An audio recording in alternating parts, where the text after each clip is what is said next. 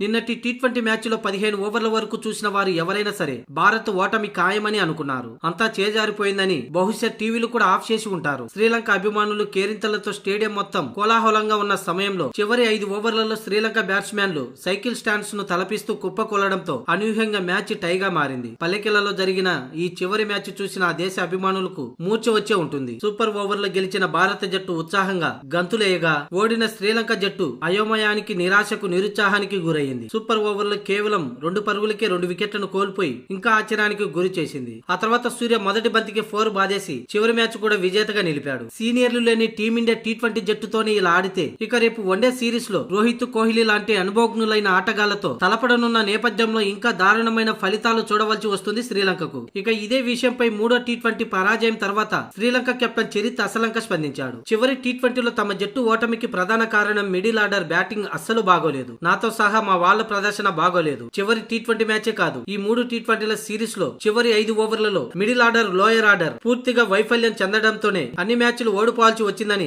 చరిత్ అసలంక పేర్కొన్నాడు. ముఖ్యంగా మూడో టీ20లో గెలిచే అవకాశం ఉన్నప్పటికీ చివరిలో చెత్త షాట్లు కొట్టి అవుట్ అయ్యామని అన్నాడు. ముఖ్యంగా ఇలాంటి పిచ్చిపై బ్యాటింగ్ కష్టమే, కానీ చేజింగ్ చేయగలిగే స్కోరే. కానీ మిడిల్ ఆర్డర్ వైఫల్యంతో ఓటమి పాలయ్యామని అసలంక పేర్కొన్నాడు. బౌలింగ్ తో ఆకట్టుకున్నాం, మా టాప్ ఆర్డర్ మాత్రం బ్రహ్మాండంగా ఆడుతుంది. వారిచ్చిన పికప్ ని మిడిల్ ఆర్డర్ అందుకోలేకపోవడంతోనే చివరి మ్యాచ్ తో సహా మిగిలిన 2 మ్యాచ్ల్లో కూడా ఓటమికి ఇదే ప్రధాన కారణమని చరిత్ అసలంక పేర్కొన్నాడు. 137 పరుగులు పెద్ద టార్గెట్ కాదని, ప్రొఫెషనల్ క్రికెటర్లుగా మేము ఇంకా మెరుగ్గా ఆడవలసి ఉంది. బ్యాటింగ్ ఆర్డర్ లో మేము చేసిన వ్యూహాలు కూడా ఫలించలేదు. దీంతో రాబోయే వన్డేలోనైనా కాస్త మంచి బ్యాటింగ్ ప్రదర్శన చూడాలనుకుంటున్నామని అసలంక అన్నాడు. అయితే టీ20తో పోలిస్తే వన్డే జట్టుపై మాకు తప్పక సిరీస్ గెలుస్తామనే నమ్మకం ఉంది. ఇది 50 ఓవర్ల ఫార్మేట్ కాబట్టి స్వదేశం వ్యూహాలు అనేవి తమకు అనుకూలంగా ఉండనున్నాయని, అందుకు తగ్గట్లుగా మా బ్యాట్స్మెన్లు కూడా తప్పక రాణిస్తారనే నమ్మకంతో అడుగులు ముందుకు వేస్తామంటూ చరిత్ అసలంక పేర్కొన్నాడు. కాగా ఆగస్టు 2 నుంచి రోహిత్ శర్మ కెప్టెన్స్ లో శ్రీలంకతో 3 వన్డేల సిరీస్ ప్రారంభం కానుంది. 2, 4, 7వ తేదీలలో ఈ 3 వన్డేల సిరీస్ జరగనుంది. ఇవన్నీ కూడా కొలంబో వేదికగానే జరగనుంది.